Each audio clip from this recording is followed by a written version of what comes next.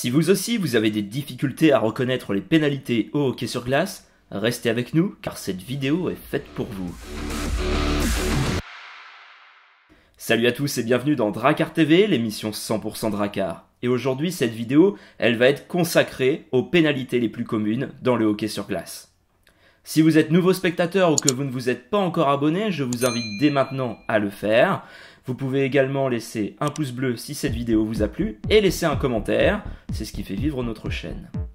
Si vous avez l'habitude de voir des matchs de hockey, vous vous êtes déjà sans doute rendu compte que le hockey sur glace était un sport très physique et qu'il n'était pas rare que la tension monte pendant les matchs. C'est d'ailleurs cet investissement physique qui donne son cachet à ce sport et qui peut parfois surprendre le public non spécialiste. Car oui, au hockey sur glace, les joueurs sont autorisés à se déséquilibrer, à se pousser et parfois même à se battre. Mais pour éviter que les situations ne dégénèrent complètement, il existe bien évidemment des règles et en voici quelques-unes. Comme dans la majorité des sports d'équipe, le hockey sur glace dispose d'une règle de hors-jeu. Un hors-jeu est sifflé lorsqu'au moins un joueur de l'équipe attaquante se trouve dans la zone d'attaque avant que le palet n'ait franchi la ligne bleue qui matérialise cette partie du terrain. Contrairement à certaines idées reçues, les joueurs de hockey ont bien le droit de contrôler le palet du pied ou de la main. Par contre, tout but marqué avec le pied ou la main sera refusé puisqu'un but doit être marqué avec la crosse. En parlant de la crosse, justement, elle peut être également à l'origine d'un certain nombre de pénalités, j'ai envie de dire, relativement classiques et que l'on retrouve pendant tous les matchs. La crosse haute est l'équivalent du pied haut au football, c'est lorsqu'un joueur lève la crosse au-dessus de son épaule et fait donc preuve de dangerosité vis-à-vis des autres participants.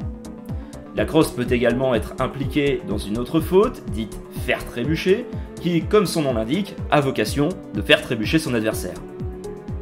Lorsqu'une faute est sanctionnée par l'arbitre, le joueur responsable de la faute est envoyé directement en prison, pendant 2 minutes, voire 5 minutes, en fonction de la gravité de l'infraction. Dans ces conditions, l'équipe adverse joue donc avec un joueur supplémentaire. On parlera de powerplay.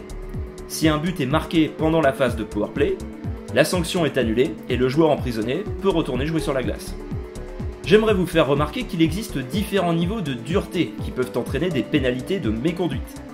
Le joueur sanctionné doit alors rester sur le banc des pénalités pendant 10 minutes, sans pour autant que son équipe soit obligée de jouer en infériorité numérique pendant ces 10 minutes. En cas de comportement particulièrement brutal, le joueur impliqué peut se voir infliger une pénalité de match. Il doit alors se rendre directement au vestiaire et pourra même être exclu pendant plusieurs matchs à venir.